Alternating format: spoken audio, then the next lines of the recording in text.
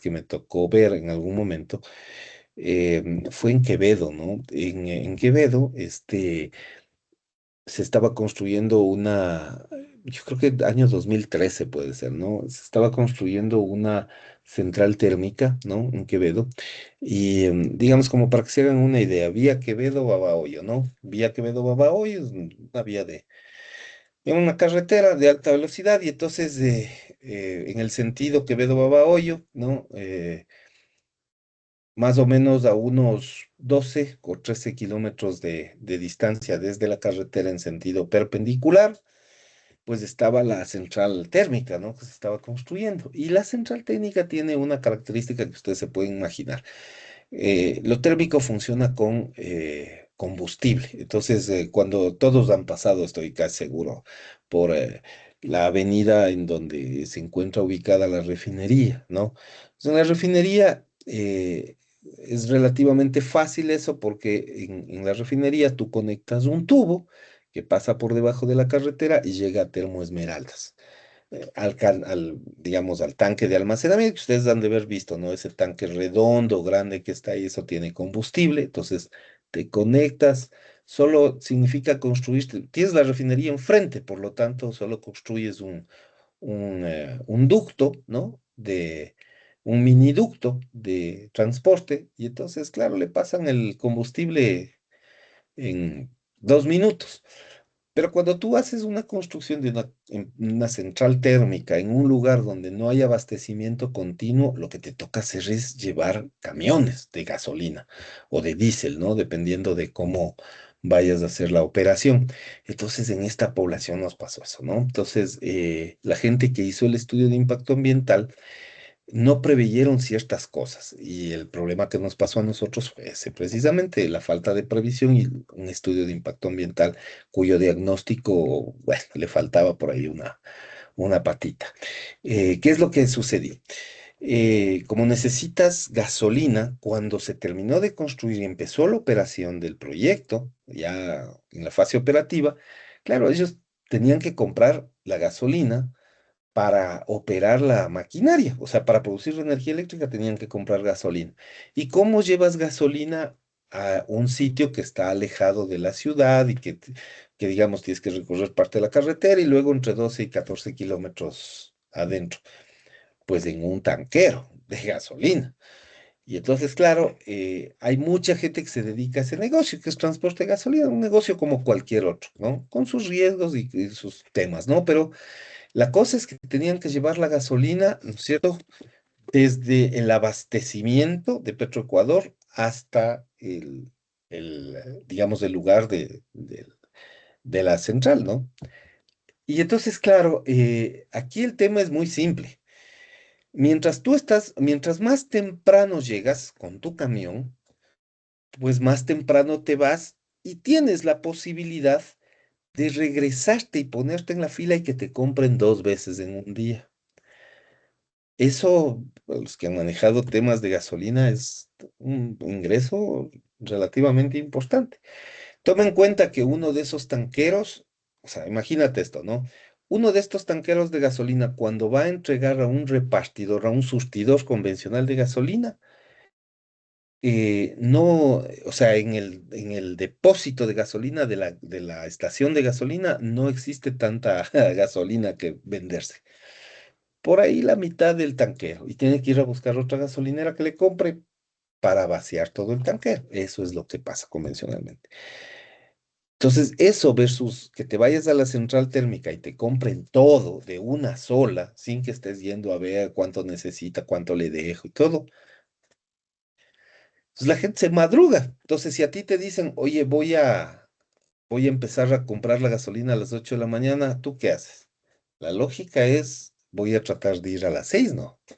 Entonces vas a las 6 para ponerte en un buen lugar de la fila y de pronto avanzar, quién sabe, a vender otro, porque esto además se consume a diario y es muy grande, porque son varios motores, ¿no? Entonces, ¿qué es lo que te va pasando? Pues te pasa lo que te imaginas que pasa. Llegas a las 6 y tienes 20 camiones adelante tuyo. Entonces, la siguiente vez tú dices, no, pues ya no voy a las 6. Si llego y llego súper atrás, yo voy a ir a las 4 y vas a las 4. Pero el problema es que no solo tú piensas así, sino todos los otros piensan así. Y entonces lo que empezó siendo a las 6 y es a las 4 y después es a las 2 y después es a las 12 y después es a las 8 de la noche del día anterior. Y entonces eso empieza a hacerse súper complicado porque tú empiezas a tener todo el tiempo, todo el día lleno de camiones. Y entonces yo me acuerdo claramente la población que tenías que pasar para llegar a la central se llamaba El Delirio, de bien particular. Le habían puesto El Delirio. Y entonces así igual me pasaron un día un tema. Igual vino mi jefe y me dice, vea, Santiago tiene que irse a... Ya han cerrado el paso, no dejan entrar a los camiones de gasolina y va a paralizarse la central térmica. Se están quedando sin combustible. Vaya, vea cómo arregla porque no dejan ingresar a los camiones. ¿Y ahora qué pasaría? Bueno, vamos a ver qué ha pasado. Entonces, claro, es evidente, ¿no? Lo que sucede cuando, digamos, no prevés ese tipo de cosas. Entonces, claro, si tú empiezas, lo que les decía un poco al principio, si tú dejas o pones un grupo de personas, ¿no? Que van a estar toda una noche frente a viviendas, estacionados con sus vehículos, y van a pasar toda la noche en vigilia, en vela, pues a algunos se le va a ocurrir traer comida, ponerse a comer, dejar los desperdicios ahí botados por todos lados. A otros se les va a ocurrir escuchar un poco de música, ponerse a conversar, por ahí jugar barajas, ya me van siguiendo, ¿no? Lo que va pasando es que empiezas a hacer actividades mientras tratas de matar el tiempo hasta el día siguiente, pero esas actividades eh, que son actividades que por ahí quizás no son ni tan complicadas, no son tan complejas, no diría que causan tanto problema, empiezan a ser problemas si son a las 2 de la mañana en la puerta de tu casa. Eso ya empieza a ser problemático. Y entonces por ahí hay algún inteligente que resulta que le parece una genial idea traer una botella de licor y ponerse a tomar y después ponerse a pelear. Y entonces la gente se enfurece con toda razón porque es absolutamente absurdo que les hagan eso afuera de las casas.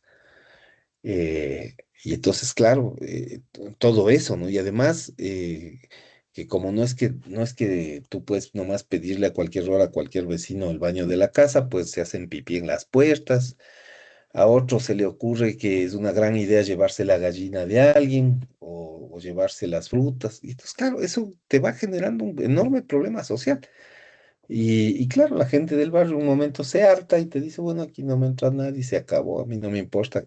Ah, pero es que no vamos a poder abastecer de energía eléctrica, a mí no me importa, yo lo que necesito es tranquilidad, dormir, mis hijos no pueden ni salir a jugar, no pueden cruzar la calle, pues siempre están estos camiones.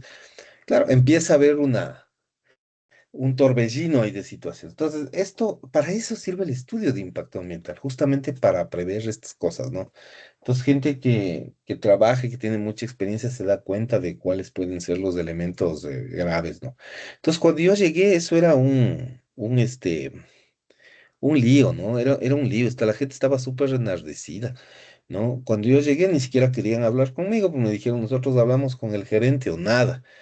Y es medio complicado, pues, llevar al gerente a un sitio. Entonces, claro, primero que creo que negocié 1 hora y media para ver si me aceptaban sentarse conmigo a conversar, para que me expliquen todo el problema, porque ni siquiera querían conversar conmigo. Y cuando ya luego de tanto negociación y todo nos sentamos, ya me explicaron esto que yo les explico, cuál era el problema. Entonces dije, vea, vamos a solucionar este tema. Entonces, a mí lo que se me ocurrió fue una medida así súper inmediata, es ponerles una cadena a la entrada de la calle, o sea, en la vía Quevedo-Babahoyo, ponerles una cadena y poner una caseta de un guardia. Entonces, claro, ese rato te toca medio correr, entonces yo llamaba aquí todo al gerente, así le vea, hay que contratar aquí un guardia que esté aquí, a la empresa contratista ya le hemos pedido una cabina de esas portátiles, ¿no? Que ellos utilizan normalmente estas cabinas que se arman, digamos, en cualquier lugar. Pusimos una cabina portátil, vino ahí un par de albañiles, hicieron unos dos pilotes, colgamos una cadena. Entonces aquí no me entra nadie. A las 8 de la mañana usted les abre y ahí entran, entregan el combustible y se van. Aquí no duerme nadie en esta casa. Y claro, es santo remedio, porque efectivamente de lo que tenían camiones todo el día y soportaron eso casi 4 meses, de pronto pues ya los camiones, claro, se parqueaban en la vía, ¿no? Pero ya eso es otra cosa, porque ya en la vía eso es ya, o sea, ya, ya no no había población en esa zona, ¿no? O sea, había un par de casas bastante alejadas, ya no estaban cerca de la carretera, no era una zona. Usualmente ustedes saben que son desvíos nomás, ¿no? Que hay en la carretera, entonces no había gente, no estaba poblada la zona. Entonces ahí podían hacer su fila y podían amanecerse y podían estar, pero ya no eran un problema para la gente. Entonces, claro, pero eso es una solución sobre la marcha que uno no puede, digamos, controlar, ¿no? De ninguna forma. Eh, entonces ya, bueno, ahí ya eso pasaba, pero para eso sirve el tema, ¿no? Dentro de esta parte social, aunque en el estudio aunque ustedes, si miran el estudio de, de Kininde, aparece como separado el elemento antrópico del tema de la parte arqueológica. Aparece separado en realidad porque es súper importante, pero en la práctica esto en el reglamento del Código Orgánico del Ambiente aparece como parte del levantamiento social, ¿no? Del levantamiento socioeconómico. Es el componente arqueológico. De todas estas formas, quizás es el levantamiento, el, eh, vamos a decir, el diagnóstico más interesante y más chévere de todos es este arqueológico. No sé si decirle el más importante, por ahí hasta es muy fundamental, porque es un poco tratar de tomar medidas de protección sobre nuestra cultura y nuestro pasado, ¿no? Eh, Esto significa que tú, o sea, físicamente, ¿qué significa? Significa que un arqueólogo especializado pues hace varias de las que se denominan pruebas de pala, que no son otra cosa que una excavación pequeña en un punto de muestreo para ver si encuentra algo, ¿no? Nosotros en el Ecuador, nosotros tenemos una influencia fuerte de los incas, ¿no? Los incas, nosotros experimentamos un proceso de, digamos, de conquista incaica, ¿no? Nuestros pueblos acá, nuestras culturas, en algunos lugares del territorio nacional fueron sometidos por los incas. Y entonces, una de las costumbres traídas por los incas, aunque hay algunas culturas que probablemente tenían posturas similares, como me parece que los alasacas tenían algo parecido a la altura de Tungurahua, quizás, o los cañaris en la parte sur del país tenían algo parecido, no sé si exactamente igual, pero sí es muy incaico el hecho de enterrar a los muertos con sus pertenencias. Y muchas de las pertenencias, bueno, incluían, o sea, vasijas, porque además les llenaban de comida, ¿no? En algunos lugares, porque era como cuando tu madre te manda al colegio con el cucabe, que dicen, ¿no? En la sierra, sobre todo, que se usa esa palabra, ¿no? Es decir, una porción de comida para que en tu viaje no pases hambre o demasiada hambre. Entonces, ellos para este viaje, que es el viaje final, el viaje de la muerte, pues llenaban las vasijas con comida y eso le colocaban al difunto, ¿no es cierto? Con, digamos, algunas otras cosas, joyas, ¿no? Armas, porque algunos de esos eran guerreros. Entonces, eh, varios lugares de nuestras provincias, digamos, están digamos, debajo del suelo de nuestras provincias descansan muchas tumbas con mucha reserva arqueológica. Y eso es un tema que tiene que rescatarse. O sea, tú no puedes entrar a perforar, ¿no? O sea, no se puede entrar a perforar así como así, ¿no?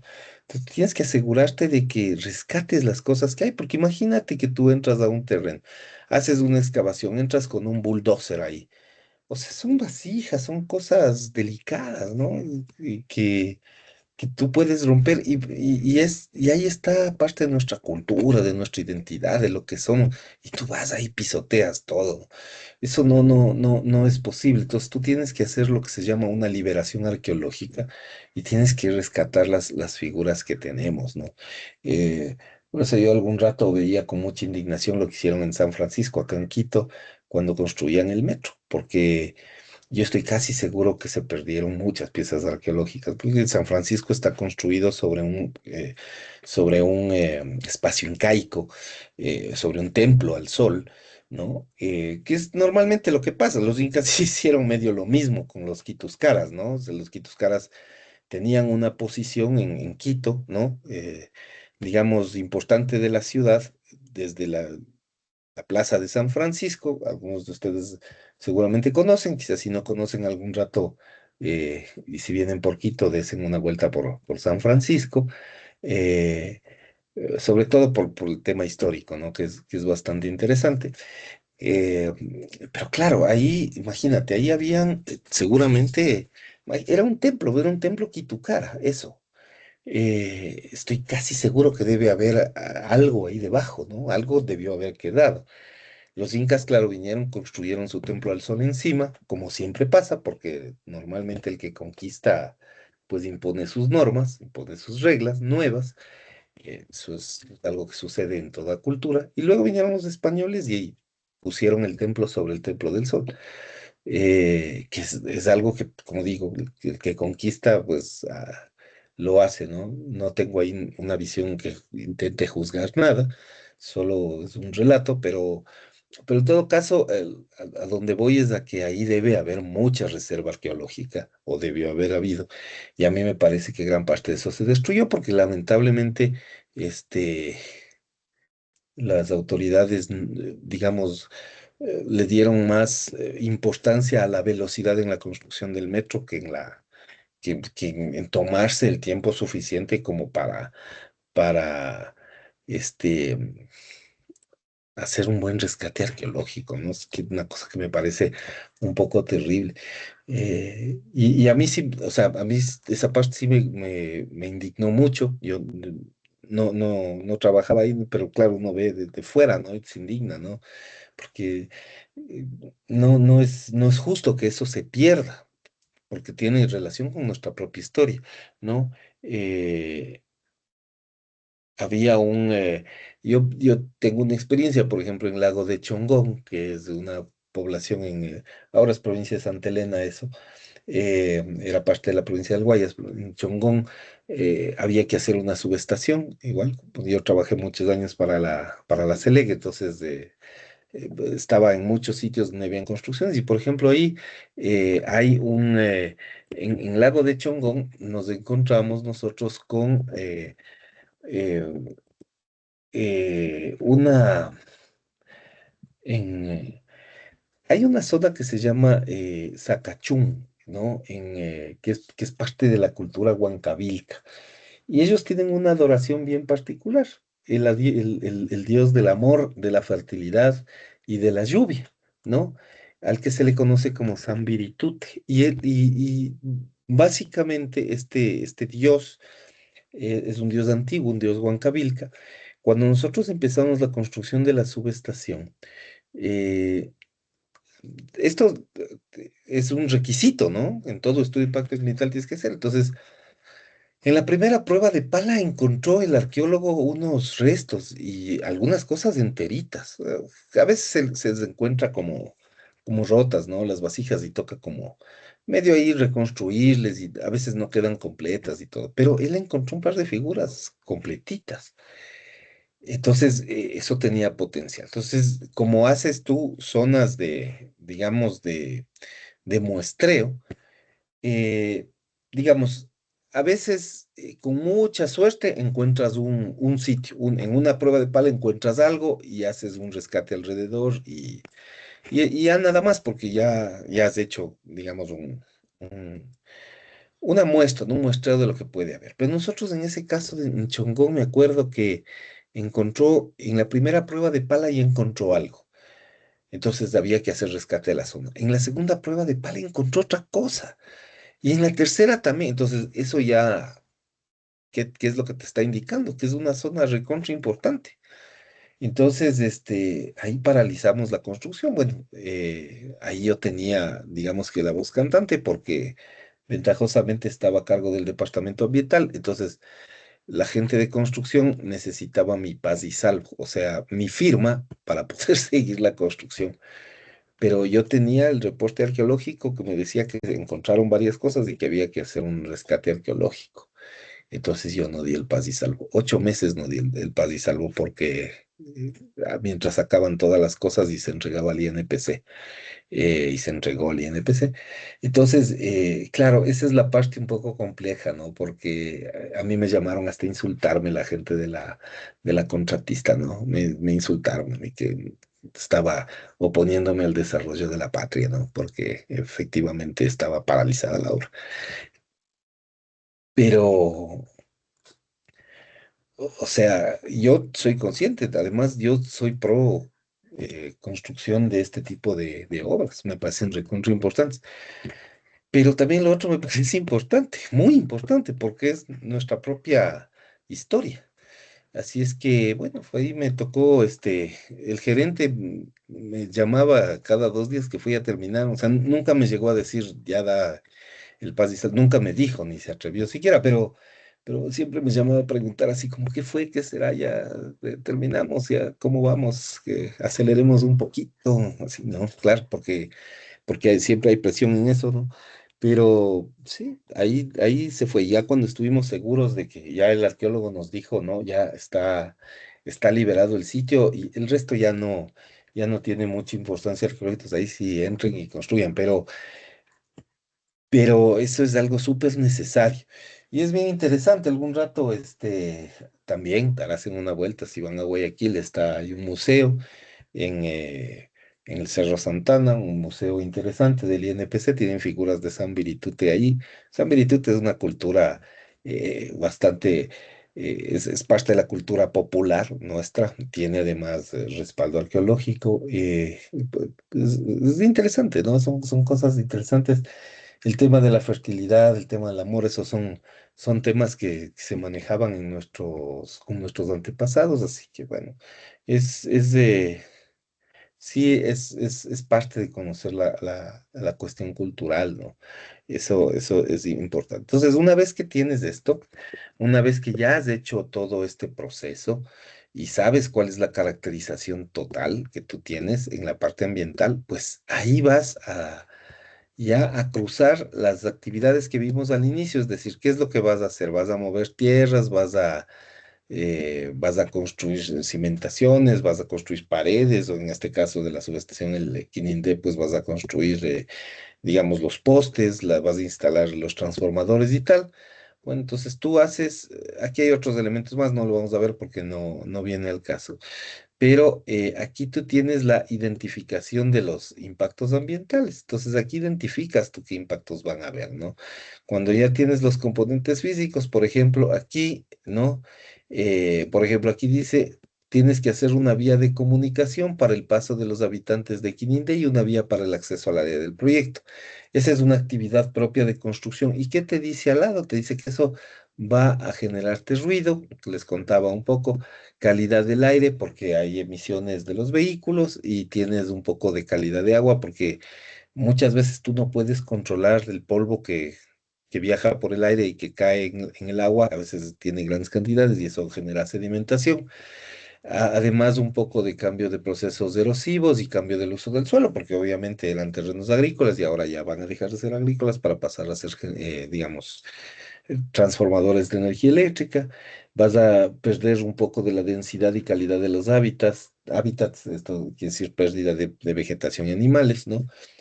Y claro, también vas a tener este establecimiento de sistemas productivos agropecuarios. ¿Por qué? Porque muchas veces te toca como compensar, entonces si ya no vas o sea, si estas personas se van a ver afectadas por la expropiación, van a tener que cambiar de lugar y van a entrar a hacer agricultura, capaz que eso te va a generar un cambio en el uso del suelo, que era boscoso y ahora vas a entrar a hacer cuestiones agrícolas. Todo esto tiene que estar identificado en el estudio, pero eso te causa un cambio en el uso del suelo. Y no siempre los cambios en los usos del suelo son favorables, por ejemplo, para la biodiversidad, que muy probablemente se va a ir, por si tú echas abajo los árboles, pues no tienen dónde anidar, por ahí los insectos no tienen dónde vivir, entonces esto cambia las condiciones ecosistémicas, ¿no? Luego que, claro, siempre hay aumento de procesos erosivos, ¿no? Y afectación del paisaje natural, porque es evidente que, o sea, la foto que les mostraba hace un rato, o sea, una cosa es ver un bosque hermoso, lleno de árboles, verde, con pajaritos y tal, y otra cosa es ver ahí una mole de acero, ¿no? Que está frente a la casa. Ese es un impacto, ¿no? Es un impacto hasta visual. A veces necesario, no digo que no sea necesario, pero es un impacto finalmente, ¿no? Porque es un cambio en el uso, ¿no? En el uso del suelo. Eso es importante entenderlo. Entonces aquí tienes, por ejemplo, los cambios en la parte de la parte socioeconómica, ¿no? Cuestiones de salud a veces, aspectos demográficos, económicos, ¿no? Entonces tú tienes aquí una identificación, ¿no? Aquí tienes actividades, ¿no? De qué es lo que tú tienes que hacer. Y esto te produce ciertos impactos, ¿no? Si es que hay aquí em, suelen haber unas tablas, no sé si esta tenía las tablas, ¿no? O sea, aquí está qué tan significativo puede ser un impacto, ¿no? Eh, Cuando son no significativos, ya sea en positivo o ya sea en negativo, ¿no? ¿Qué tan significativos son? Aquí está. Fíjate, esta es una matriz. Ya esto es a lo que quería llegar en realidad. Es una matriz donde tú cruzas los elementos ambientales, el aire, el ruido, campo electromagnético, agua, suelo, o sea, fauna, flora, la parte arqueológica y tal. Y acá en esta fila, ¿no? Te aparecen las actividades constructivas. Entonces, mira, fíjate, por ejemplo, aquí te dice, en la primera actividad te dice ampliación y mejora de la vía de acceso principal, construcción de cunetas, laterales y alcantarillas. Ya, esa es una actividad constructiva convencional. ¿Te va a afectar a la calidad del aire? Sí, te va a afectar. Y va a generar ruido también. ¿Sí? ¿Por qué te afecta la calidad del aire? Porque como son maquinarias, las maquinarias ocupan diésel mucho y el diésel genera, digamos, emisiones, que es algo que no tenías antes de la construcción. Entonces, claro, tú vas a ver un deterioro de ese componente, ¿no? Calidad del agua, evidentemente sí, porque ya hemos dicho que como van a haber excavaciones y entonces hay polvo que va al agua, a veces caen sedimentos, hay movimientos de tierra y eso también termina en el agua, es un poco complejo. No va a haber calidad del uso del suelo, no hay afectaciones en paisaje ni uso del suelo, hay afectaciones de vegetación secundaria, por ejemplo, en mamíferos miran afectaciones, en herpetofauna y en tomofauna, herpetofauna es de reptiles y en tomofauna es insectos.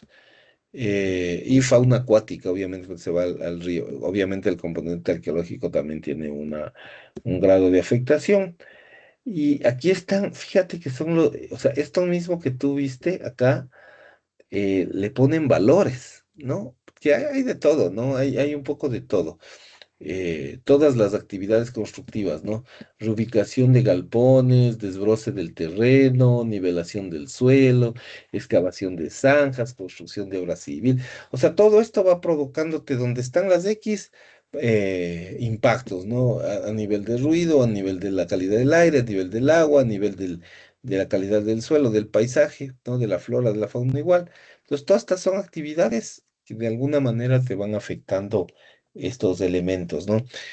Y luego a esta misma tabla se le pone valores, ¿ya? Para saber qué nivel de valores tienes. Entonces, mira, fíjate, voy a tomar uno al azar. este, por ejemplo, que dice -40. O sea, es un impacto negativo, es un impacto de ruido. ¿Qué dice? Tendido del cableado eléctrico entre la subestación y la línea Santo Domingo Esmeraldas, que es a donde se conecta la subestación Quinindé. Claro, esto sí genera un montón de ruido. Y fíjate que le ponen -40. Y tú vas a la tabla esta que vimos hace un rato, ¿no? Y vemos aquí un -40 está en la órbita de lo medianamente significativo. O sea, hay un ruido, pero no es, digamos que tan grave, ¿no? No es un ruido así que te ensordecedor y no sé qué. No, no. Tú tienes ahí algunos elementos. Entonces, todo esto es lo que vas tú, digamos, armando, ¿no? En este estudio. Y entonces, bueno, con esto, ¿a dónde sales con esto? Sales finalmente bueno, tienes ahí los resultados, el análisis y todo, de todos los impactos. Fíjate que aquí mira, en los impactos, casi todos estos son los factores ambientales. Este tienes positivo, que es componente arqueológico por el rescate. Es el único positivo, los otros están todos hacia abajo, son negativos todos. ¿No? Que es normalmente lo que sucede en los proyectos. Mira, aquí está también. Están negativos, medianamente significativos, poco significativos, no significativos, y aquí está hacia abajo casi todo. Eh, claro, esto tiene que ver con los procesos de construcción. Bueno, así es como tú abres todo el proceso, ¿no? Todo el sistema. Y esto termina en el famoso plan de manejo ambiental. Y entonces, claro, ahí tú tienes, mira, aquí está el plan de manejo ambiental y aquí están varios de los subprogramas que tú necesitas tener para que pueda funcionar bien tu proyecto. Vamos a ver, por ejemplo, para prevenir, ¿no? Por ejemplo, para prevenir problemas o impactos, una de las cosas que te sugiere el plan de manejo, más bien dicho, que te impone, mira, fíjate ahí, mano de obra no calificada debe priorizar los miembros o sea, la contratación de miembros de la comunidad. Súper importante eso, ¿no? Porque si tú les contratas, y esa es una parte legal, pues siempre nos toca hacer a nosotros los contratos de los trabajadores. Siempre hay que priorizar contratar a la gente del sitio, porque si traes trabajadores de afuera, a la gente del sitio no le gusta mucho eso, no le cae muy en gracia y eso es un obstáculo para tu proyecto. Entonces, esa es una cosa que se tiene que valorar, ¿no? No permitir actividades de caza y pesca a ningún trabajador, ¿no? Te dice claramente, porque son zonas en donde hay animales que se pueden cazar y hay animales que se pueden pescar. Entonces tienes que prohibir eso porque eh, puedes poner un problema, ¿no? A la gente. No se pueden hacer actividades de recolección de especies de flora y fauna, o sea, no puedes estarte llevando las especies, ¿no? Entonces, todo vehículo utilizado para el desarrollo de actividades del proyecto debe pasar por un proceso de revisión y mantenimiento general, obviamente, para que no se produzcan emergencias, ¿no?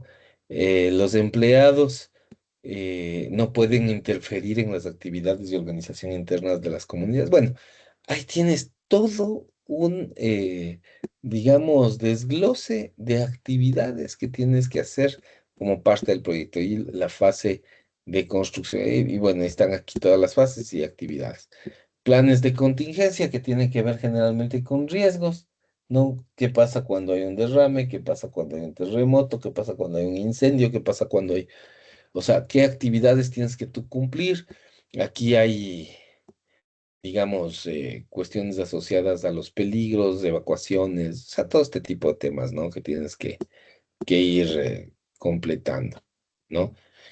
Con todas las cuestiones planteadas. Luego, bueno, aquí está incluso la definición, ¿no? De cómo debería distribuirse las responsabilidades, ¿no? De todo el proyecto en este plan de contingencias. Y hay otros planes, ¿no? Por ejemplo, aquí vamos a ver, eh, es el plan este me parece que es el plan de comunicación, ¿no? Ya, aquí hay, fíjate, con flujogramas de cómo debe ser la línea de comunicación. ¿No? Esto es de evacuación médica, fíjate. Todo es contingencias. Es esto. Todas las actividades, tienes un montón de cosas, ¿no? Mira, hasta esto es para la parte de seguridad industrial. Mira, usar equipo de protección personal, ropa de color claro para poder ver a los insectos, pantalones largos, botas, está todo, ¿no? Está todo. Todo lo que tú tienes que hacer, todo lo que se tiene que cumplir. Que pasen casos de accidentes laborales, mira, hay todo un flujograma de cómo hacer, cómo actuar, a dónde llevarle, cuándo llevarle, quién le lleva.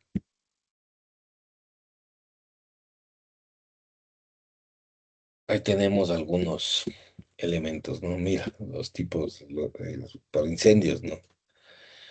Entonces tienes un estudio súper detallado. Ahí están las actividades que van a ser parte del plan de manejo, ¿no?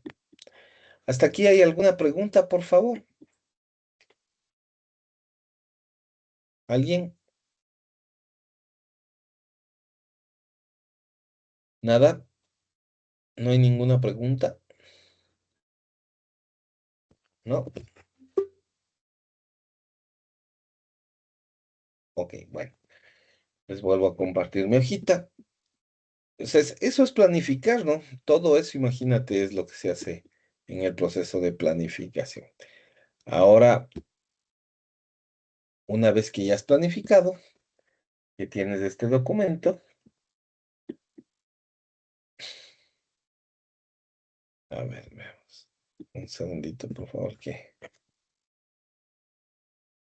tengo un ejercicio aquí.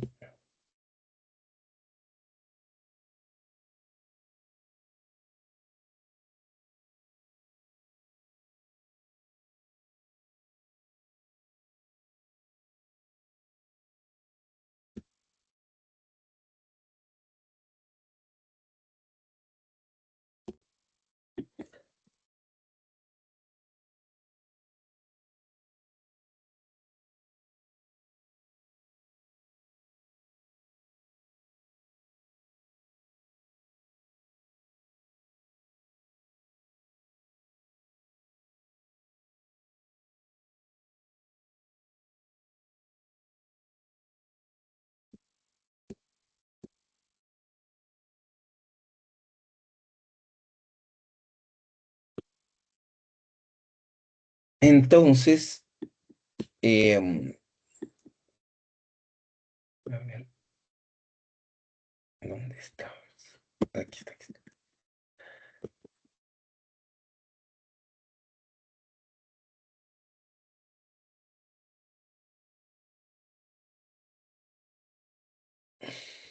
A ver, ¿qué le estoy compartiendo? Ya me perdí de qué le estoy compartiendo. ¿Dónde está? Ay, ay, aquí estoy. Ya. Entonces, eso. Entonces, una vez que tú planificas, pues lo haces. ¿Qué quiere decir? Lo ejecutas.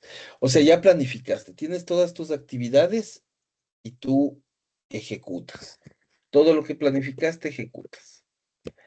Y luego, posteriormente, tú vas a tener que controlar o verificar qué es lo que ejecutaste. Entonces, em, para realizar esa verificación, así como hay este proceso de, digamos, primero tenemos el plan, después tenemos la ejecución, ¿no es cierto?, del plan. Luego pasamos a este punto 3, que es de la verificación, ¿no? En esta verificación, pues así como tuvimos, aquí estoy, esto le vamos a,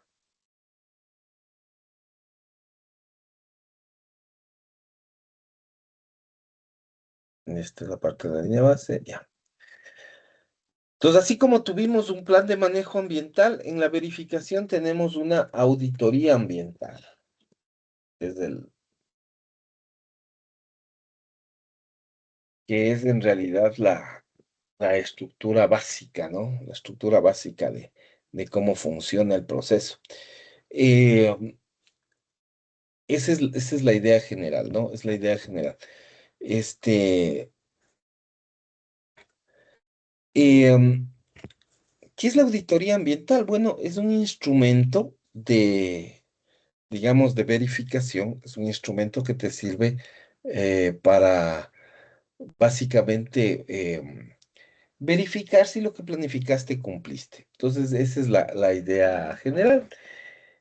Eh, el objetivo de la auditoría ambiental consta en el Código Orgánico del Ambiente, está definido ahí y es donde funciona. Esa es la idea, ¿no? Ahora, hay cuatro opciones de las cosas que pueden arrojar un examen a través de una auditoría ambiental. Cuatro elementos que son como básicos, ¿no? El primer elemento tiene que ver básicamente con una conformidad. Quiere decir que lo que planificaste cumpliste. Nada más, eso es todo, ¿no?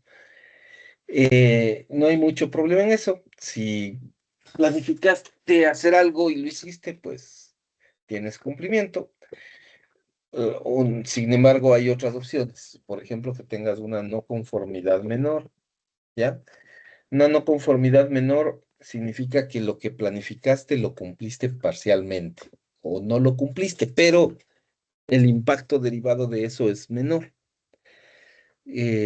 O sea, me refiero a que puede ser de poca, vamos a decir, de poca magnitud. Aquí generalmente hay tres cosas que se deben evaluar aquí, ¿no? Que sea de menor magnitud, poca extensión, bajo costo. O sea, normalmente una no conformidad es eso, ¿no? O sea, por ejemplo, tienes un plan de capacitación, hay muchas cosas que se deben capacitar a la gente, a los trabajadores mismos. Eh, ¿Qué significa eso de esa capacitación o cómo llegar a eso? Bueno, tiene que ver mucho con, eh, digamos que a veces tienes que hacer capacitación. Yo me acuerdo, por ejemplo, un caso en si no me equivoco, era en Milagro. Sí, en Milagro. En una línea de transmisión igual, una de las cosas que pasaban y que, claro, no se identificó tan bien en el estudio de impacto ambiental fue, por ejemplo, un tema de que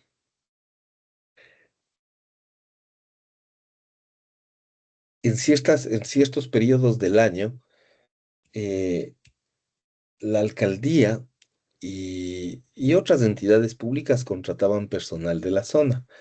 Entonces, cuando llegó el proyecto este de hacer una línea de transmisión, que es la línea de transmisión Milagro Machala, había que contratar un agente para hacer los trabajos de albañilería y como no había personal disponible en la zona, se tuvo que traer personal de otras provincias. Entonces trajeron una cuadrilla de gente que estaba trabajando en la Tacunga en ese momento, me acuerdo.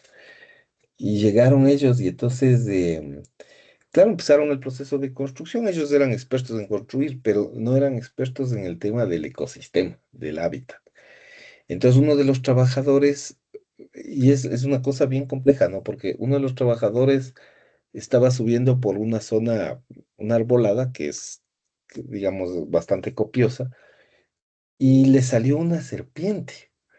Y el hombre se puso nervioso y le dio un machetazo. Y entonces le cortó la serpiente. Entonces, lo grave de eso es que, bueno, ya tomó a la serpiente, le puso en una bolsa y la tiró en la basura común. Y entonces, claro, ya se imaginarán, fue su ensangrentado y todo. A veces pasa eso, ¿no? Que tienes mala suerte en algunos momentos, no sé. Entonces, justo ese día habían estado una gente del Ministerio del Ambiente haciendo controles y, y resulta que eh, resulta que digamos, la gente del Ministerio del Ambiente, no sé si se hacía ahora, pero antes me acuerdo que lo que más revisaban era plan de desechos. O sea, lo que más les importaba era el tema desechos, de que no se bote basura, sobre todo en los ecosistemas, que se maneje bien los residuos, sobre todo estos temas asociados con estas cosas que tienen que ver mucho eh, con desechos peligrosos, ese tipo de cosas. Entonces, justo ese día, para mala suerte del chico, había estado un agente del Ministerio del Ambiente y estaba revisando y pidió ver la basura. Y claro, abren el tarro de basura y estaba ahí la serpiente toda ensangrentada y todo ahí. Un lío. Y para colmo, esta serpiente había sido una serpiente protegida, una serpiente protegida. Entonces multa a la empresa y todo lo demás. Entonces, claro, en realidad ahí hay una falla contextual, capacitación. O sea, porque después el técnico, yo conversaba con el técnico me decía, sabe que sí es un problema de capacitación porque en realidad la serpiente es inofensiva, o sea, no le ataca al ser humano. De hecho, el trabajador lo único que tenía que hacer es quedarse parado y esperar que pase, y punto. Y no sucedía nada. No le hubiera pasado nada. No le iba a atacar, no, nada. Solo tenía que quedarse parado, dejarle que pase. El hombre se asustó, claro, no sabía. Pero no podía saber tampoco, no tenía por qué saber, digamos, que, que era una cosa así. Pero son cuestiones que están asociadas a eso, ¿no? Que suceden desde ese punto de vista y que finalmente es lo que opera, ¿no? Es lo que funciona. Necesitas capacitación para eso. Entonces, a veces en las no conformidades menores, en este caso, por ejemplo, si era una no conformidad menor la falta de capacitación, porque finalmente una falta de capacitación no es que eh, causa un grave daño ambiental. Claro, el problema fue la actuación directa del personal, ¿no? Ahí iba a tener un problema en cómo se relaciona con la fauna, ¿no? Pero como para que vean la diferencia. Pero digamos, yo tengo que hacer capacitaciones muchas veces de muchos elementos, ¿no? Digamos, manejo de desechos, digamos, temas constructivos. Y el hecho de que yo haga, digamos, si yo me comprometí en el plan de manejo a hacer 4 capacitaciones al año y por ahí no hice las 4, sino hice 3, no es tan importante. O sea, es un incumplimiento al plan, pero no es tan complejo, ¿no? No es tan complicado.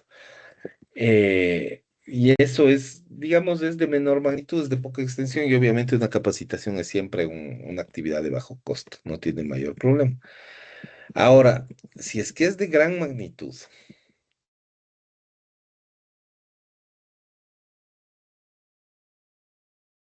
si es de gran magnitud,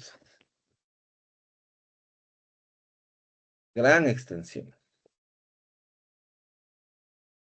y de alto costo, ya hablamos de una no conformidad mayor. Entonces, claro, si tú causaste una gran contaminación, cambiaste el curso de un río, dañaste una especie de fauna, ni se diga si dañaste una especie protegida. Eso es de, digamos, una no conformidad mayor. Bueno, también se puede obtener una no conformidad mayor cuando 2 años consecutivos tienes dos calificaciones como no conformidades menores. Ahí vas a tener un problema, ciertamente. Ahí sí vas a tener un problema y eso sí es como medio grave. Entonces, eso hay que tener un poco en cuenta, ¿no? Y finalmente tienes una observación, ¿ya? Tienes una observación. No es una no conformidad, no es un llamado de atención, pero sí es digamos, una alerta respecto de las cosas que pueden pasar. Por ejemplo, el hecho de que haya, eh, a veces, digamos, una cosa así súper sencilla. Tú tienes que hacer 4 capacitaciones pero tiene que ser una por trimestre y resulta tú que entre enero y marzo no hiciste la capacitación, por cualquier razón te olvidaste, eh, qué sé yo, no tuviste presupuesto, lo que sea, por cualquier razón. Y no la haces entre enero y marzo, pero sí haces esa capacitación, la haces entre abril y mayo. Entonces resulta que entre abril, mayo y junio tú tienes 2 capacitaciones, pero en el primer trimestre no. Entonces eso te van a observar. Esa es una observación. No te están diciendo que has incumplido, porque tú al final del año sí tienes las 4, pero una está fuera de tiempo. Entonces, eso sí te van a observar y te van a ver el tema de cómo funciona. Entonces, eso sí va a ser un poco problemático, ¿no? Eh, que esa es una cosa que sí funciona de esa manera. Ok. Eh, Finalmente, lo que va a pasar, como ustedes ven en pantalla, es que se va a dar una, dice actuar, ¿no? Es porque es traducción del inglés. Act es en inglés, ¿no? Profesor Deming utiliza en inglés, entonces le traduce casi textual como actuar. Pero en realidad no es un tema de actuar, ¿no? Eh, si tú planificas, ejecutas lo planificado y luego verificas si se ha cumplido lo planificado, esa acción básicamente es la sanción, ¿ya? Entonces, normalmente, como has incumplido, tienes no conformidades, te van a sancionar. Sanciones administrativas que van desde multas hasta suspensiones de actividades a través de una revocatoria de la licencia ambiental, confiscación de maquinarias, por ahí algún tema de suspensión de trabajadores, ¿no? Digamos, a veces incluso un retiro de maquinarias, ¿no? Un cerramiento del sitio. Bueno, hay varias opciones de cosas con las que te pueden sancionar. O sea, básicamente lo que pasa es que si tú planificaste, ejecutaste y en la verificación te das cuenta que sí cumpliste, te saltas la actuación y vas otra vez a planificar para el siguiente año, ¿no? Eso pasa. Ahora, si es que, digamos, en la verificación te das cuenta que sí has incumplido, entonces ahí sí va a venir una sanción y luego también la creación de un documento al que usualmente se le llama un plan de acción, ¿no? Un plan de acción que es un instrumento que te sirve para recuperar las cosas que no han funcionado adecuadamente bien y que no tienen cabida. Eso básicamente en cuanto al tema este nuestro de la gestión ambiental. Eh, Para terminar, vamos a el que tenga a la mano el Código Orgánico del Ambiente, por favor, para que le dé lectura en el glosario de definiciones a la definición de gestión ambiental, por favor.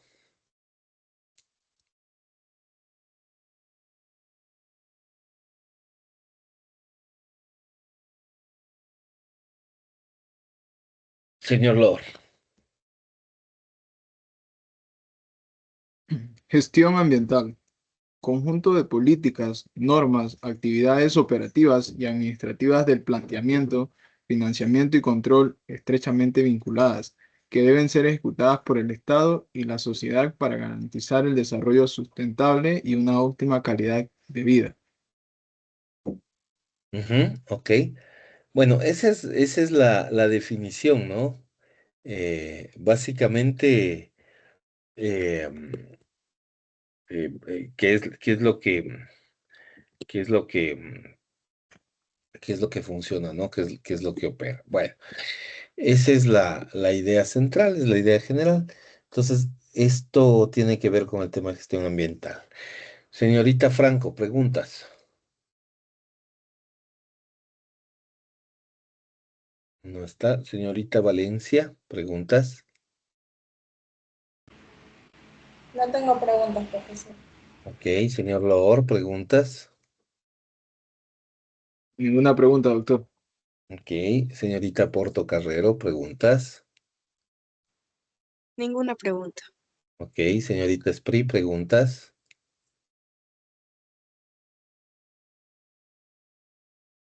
La computadora, por rápido. Señorita Espri, no le entendí.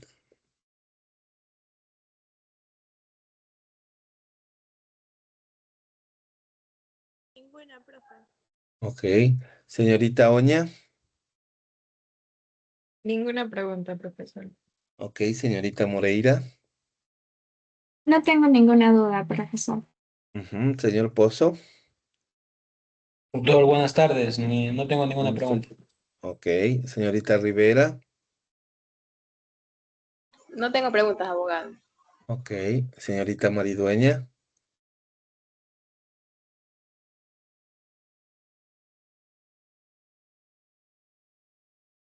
O sea que no está. Señorita Martínez. Profe, Dígame, en los ¿no tiene? puntos de... A ver, ¿Sí se me escucha bien? Ahorita se le escucha bien, estaba un poco entrecortado. En los puntos de no conformidad menor y la mayor, si una conformidad en este caso tiene una poca extensión, ahí el costo sería menor o mayor. Casi siempre ¿Sí cuando, sí o me sea, entendió?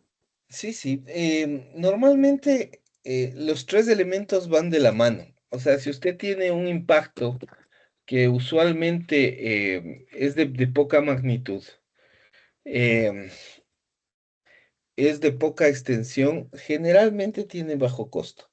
Y a mayor magnitud y mayor extensión, generalmente hay un costo mayor. Entonces, le pongo un ejemplo, ¿no?